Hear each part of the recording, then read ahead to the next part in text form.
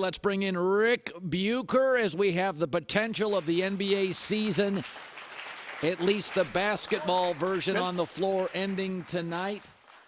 We made this comp that you would know well earlier in the show, that Andrew Wiggins and Aaron Gordon, top 5 picks, go to a bad culture. Yeah. Teenagers asked to carry a franchise. Yep. It's too much. Both good athletically, defensively, go to better cultures. And literally the Wiggins on Tatum last year is like, whoa. And then Gordon on Butler. And I think Aaron Gordon is one of the most valuable teammates. And I thought Wiggins last year and Gordon this year, he's become a huge problem for Miami. His length, his size, his physicality, has he not? No question. I mean, look, he's the highest draft pick on that Denver Nuggets roster. He's the number 4 pick. And his willingness, and yet some guys can be picked high, but they're not franchise players. They're not cornerstone players. And so he's been put into the perfect role as the third guy, much like Wiggins, same situation. And sometimes you get guys that are capable of doing that or willing to do that in order to win. And some guys aren't. They're stuck on, no, I'm a star and it needs to be built around me, and they end up never getting close to a championship. David West, you remember David West, the power forward? He was paired with Chris Paul in New Orleans, and I think he played in Indiana, and then he went to San Antonio and Golden State. And I had a chance to talk to him about this very thing. And he goes, I realized that if I was one of the main 2 players, I was not good enough to win a championship. And I wanted to win a championship. So I was willing to take a lesser role and pick an organization where I thought that I could contribute. And I can't help but feel like Aaron has made the same decision. And now you get to see some of the talent that made him the number 4 pick and why Orlando thought he might be a cornerstone player, because he can make those plays in certain situations. You just can't expect him to make it all the time with all the attention on him. You know, it's interesting. If you look at great teams, all-time great teams, you generally have, you've got a transcendent star, a Duncan, an MVP-level high-end player, Tony Parker, and then a perfect role player, like an all-time role player, Manu Ginobili. I'd flip Manu and Tony, but the point still made, yes. Okay, and then even Shaq and Kobe, power scorer, perimeter scorer, and then very high-end players who are known for other things. Yep. You start looking at Denver, and they have mowed through the playoffs. Of the 16 teams, 1 has mowed through it. Yeah. You have arguably the most important player on the planet at center. Yep. Jamal Murray now is not only a scorer, he's an elite playmaker. Yep. And one of the best defensive players in the league. If Brown and Michael Porter are end of the starting, if they're rotational or end of the starting, are we looking at a great team? Yes. Yeah, and all of them are at the right age. I mean, they're all in their prime. Jokic is 27. I think Gordon is 27. I mean, all these guys are kind of in their late 20s. So, yeah, they have this opportunity. They've got a little bit of what Golden State had, which is they've changed the game. Like with a point center in Jokic, now I expect that teams are going to be looking to find 7 athletic 7-footers who might be able to match up with him to make the game difficult, or find some sort of wrinkle that is going to have an answer for Nikola Jokic. This is really interesting, and I'm kind of putting you on the spot. I'm putting myself on the spot because I'm trying to think of something really quick before I ask the question. But great teams not only change the game, the Warriors, the league literally goes, we got to copy that. But great teams also end the previous dynasty. Golden State physically can't match up with this team. Right. Draymond Green's too small for Jokic. It's almost like you knew Nirvana was legendary because they made hair bands look silly. Like the hairband, you're like, no. Yeah. Like the Pearl Jams and the Nirvanas not only were great and changed the game to grunge, but they kind of made the previous rock stars look silly. Denver now, like if you're Golden State, you have to get bigger. You cannot compete with this team, right? Yeah. Well, then that's where Joe Lacob's confidence that we can do this again or we can replace all the pieces. It's like, no, you can't replace the pieces. I mean, maybe you can, but that's not going to get you there. You have to reinvent yourself.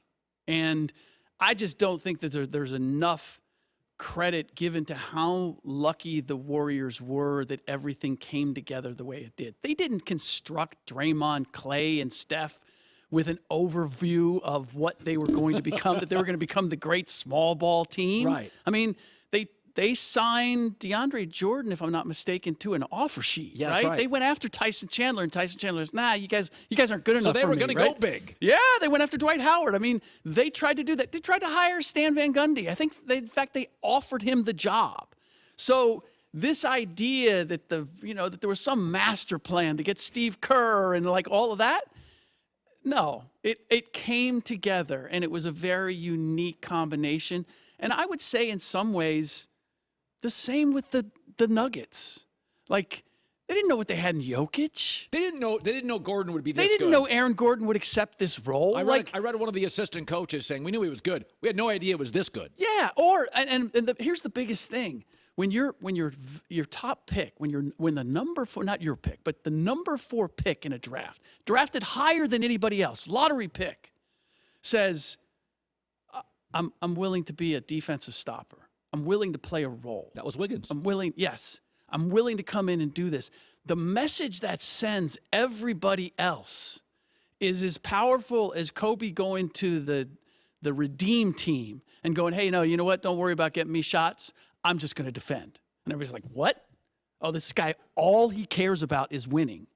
That's the message that's the most powerful message that Aaron Gordon could send to the Denver Nuggets for a team, by the way, that really, outside of KCP, none of these guys have ever won a ring. That's the most amazing part of this. Like, they're figuring it out as they go collectively. Right. Never, and KCP's was in the bubble, which is totally different than like, okay, so how do we deal going on the road and hostile environment and up whatever you are? Like, they have no previous knowledge of how this works, and yet they found a way to get it done. Yeah, they are really, of the 16 playoff teams, they are rolling. They are rolling, and it's why if I'm anybody, if I'm Damian Lillard, I'm anybody in the, like, I'm, you know what? Denver, Sacramento, Memphis, with Denver clearly above those others, but there are some young teams coming in the West, and I look at the East as being the most vulnerable.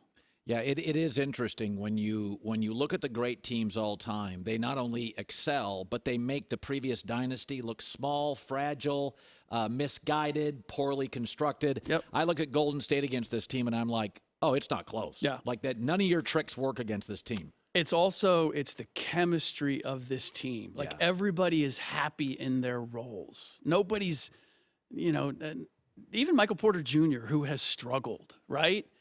I see him trying to rebound because his shot's not falling. Yeah.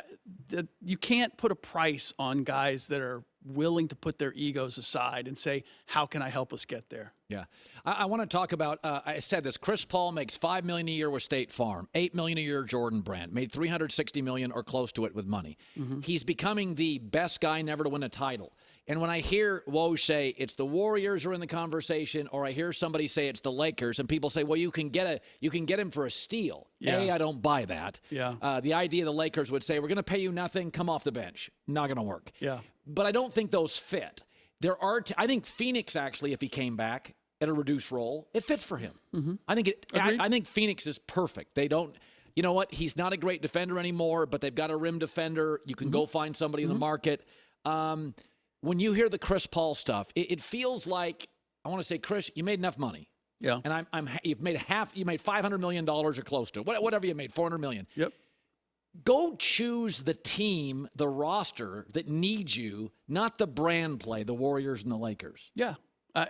That makes sense, especially at this point in his career. I mean, I think he's going to be 38 next year. Like, I do think Phoenix works. Phoenix works. I would say Boston would work. Yes. Right? But it has to be someplace a little bit like what the Clippers idea was, which is if we know some of our talent is injury prone, but if we have enough of it, we don't have to play them 75 games to make the playoffs. We can play them 55, 60 and have them ready for the postseason. And if they're healthy at the right time, we're good. That's what Chris Paul has done everything he can to maximize his physical ability at his advanced age, much like LeBron. But there's just a point where there's only so much you can do, and there's only so much you can squeeze out of that stone. And he's at that point. So, yeah, some place where they can preserve him for the end of the year is the place that he needs to go. And I think Phoenix is potentially that. Boston is potentially that. After that, it's hard to imagine him having the right size role, a role big enough that he feels like I am contributing and I'm meaningful. Because he's already taken a major pay cut if he goes to these places. Then you're asking him to come off the bench? Yeah. That doesn't work for me. Yeah. No, it's and I don't and at this point I don't know whether he's willing to take that huge pay cut. Everybody just assumes. Right.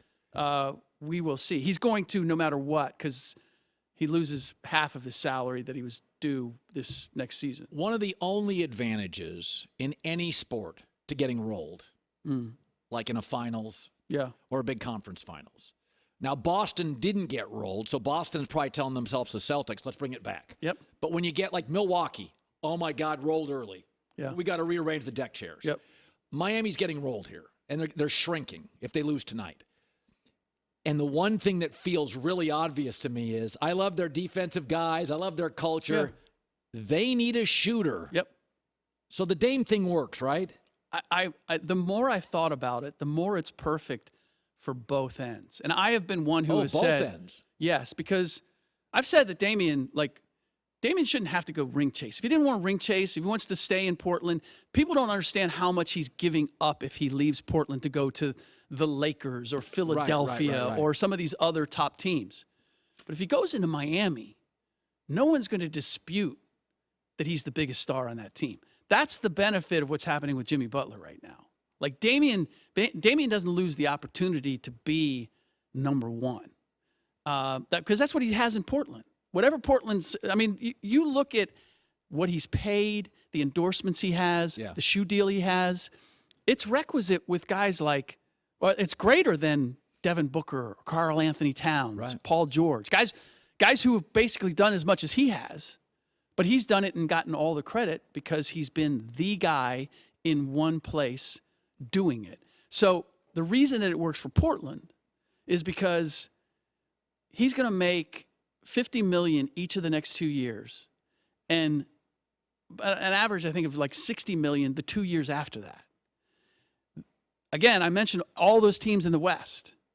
Is Portland playing for a title no matter what they do with this number 3 pick? Their best players after him are all kids. So at this point, you got the number 3 pick. It seems like the ideal time to hit the reset and to open up the books. And if you can move Damian's money out. Get Tyler Hero. You wouldn't Tyler need Hero, Gabe Vincent, probably Kyle Lowry to make the numbers work or whatever. And most Portland people are going to go, for Damian? Are you kidding me? It's like, look, Damian has given you years of service. Also in the history of the league, when you trade a star, you lose the deal.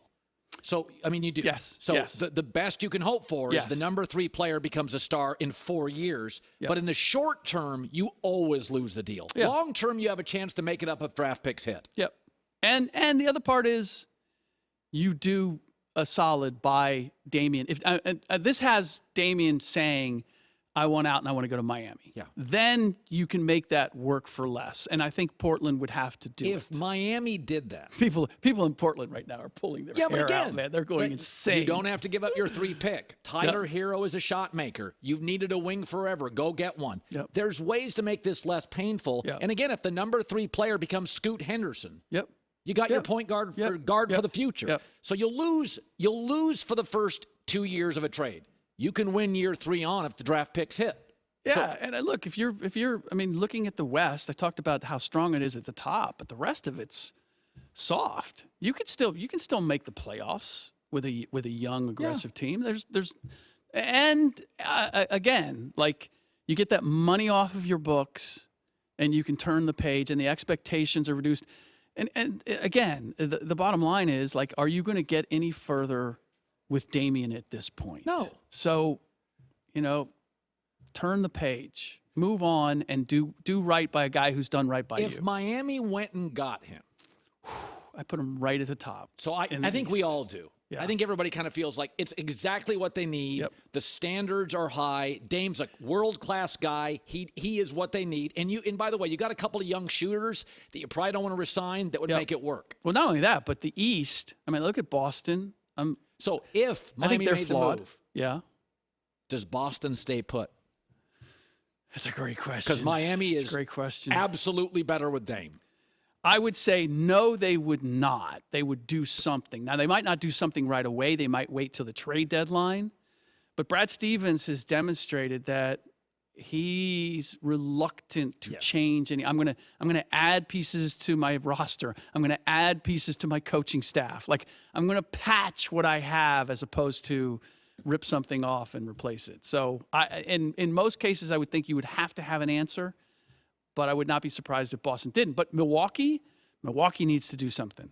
Like that's what I like about Dame going to the East is that the top teams, Philadelphia, who knows if they've got James Harden, around Giannis, Milwaukee is old. Boston's core too, I'm not convinced is a championship core. And Miami has demonstrated what they can do with less.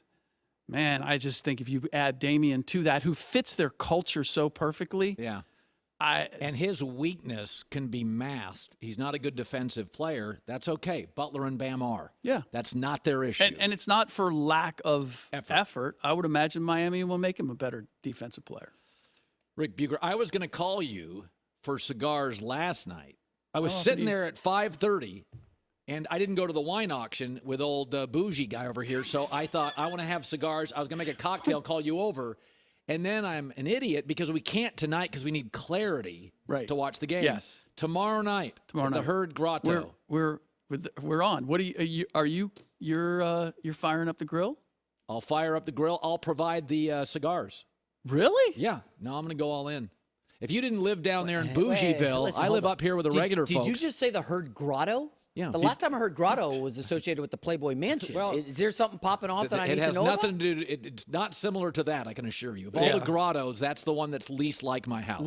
Can I hit you with a random one? First, I need to know, did you drink before you played last night? I did not. I drank Saturday night. Heavy. Oh, okay. Yeah. So, hey, how about this one? Udoka is now coaching in Houston. Yes. Let's say they whiff on Harden. And they whiff on this Kyrie Irving nonsense that your buddy Mark Stein is floating, which is total garbage, by the way. Now he's what my buddy. if Udoka says, I want to get one of my guys from Boston. I'm going to go get Jaylen Brown. I'm going to make Jaylen Brown my one, and I'm going to see if I can put together a poo-poo platter for Boston of Kevin Porter, Sengun, and the 4th pick, and like whatever else salaries. Is that something Brad Stevens would entertain? Kevin Porter could be like a bench guy. He'll fall in line. Sengun, a smart, cerebral big who's in the mold of Jokic, but not quite there. Is that something, plus the 4th overall pick, could Boston be entertained? That's it, because Horford's getting old. Good Lord. That's a Wait, lot. is that a lot to give up? That's a lot to give up. Sengun, Porter, and 4 for Jaylen Brown? Yeah. Sengun. Jaylen Brown's a second-team Sengun is legit, and the number 4 pick, that feels like a lot. They still got Jabari Smith. They got Jalen Green. You can't win with kids in this league. Houston's 8 years from a title if these guys hit. I understand that, but we're now anointing Jaylen Brown as some vanguard veteran who's going to lead a team. Wasn't Brown arguably the second best player in the finals, or maybe like 1B to Tatum last year? Well, you know what? For a turnover to assist, he's I think, and he's also not as good defensively as it feels like 3 years ago he was a better defender. I like him a lot. Yeah. I don't like him. I like him a lot too. I just second team All-NBA. We're elevating him to cornerstone of a team. We don't know what he can be. If you could take tomorrow Jamal Murray or Jaylen Brown, who would you take? I would take Jamal Murray. He's a better offensive player. I love Jamal Murray, but it's an offensive league. Well, if he's your number one, though, I don't know how dominant you are. What 6'3" guards are dominant in the league? That's fair. You know, when you got Jokic, it's nice. But again, this go like the Warriors comparison. Like you can take individuals and take them apart and go, they're not nearly as good individually. Yeah. But you put them together. You put Jokic and Murray together. Yeah. And now you have something special. No, it's all-time stuff. The once Jamal Murray becomes not only a scorer, but like Jokic, he's now a playmaker. That's a great team. Both guys are 10-plus assists and 23 points. Like, okay, now we're talking about like all-time stuff. That just doesn't happen. People don't go crazy when I make this comparison, because I'm not saying that Jamal Murray is Steph. But I saw Steph go through the same evolution in terms he was a scorer. And then KD comes in and Clay blows up. And Steph really wanted to prove that he could be a point guard, not just a scoring guard. And it changed the way you had to play against him. I've seen Jamal Murray go through that same evolution in these playoffs, because he's shown me things about being able to play make when he can't score and still impact the game, and even defensively. I thought he was Devin Booker, and then I'm like, Devin Booker's not that. Like, he feels like and Devin Booker's great, but it feels like I always felt they were scorers, and that's kind of what they were, not great defenders. Yeah, that's a good. But once he's a playmaker and a scorer, it's like, okay, that's a different player. Yes. That's a different level than Booker. And if Devin could take that next step as a playmaker, I think he'd be even better than Jamal, because I think athletically when Devin gets going, like Jamal, you saw it in the last game. Yeah. Like, they trapped him. You can take him away as a scorer. Right. Yes, you can. I don't know that you can take Devin away as a scorer. But right? If you move off from Chris Paul, doesn't Booker maybe go into the Jamal Murray role in Phoenix?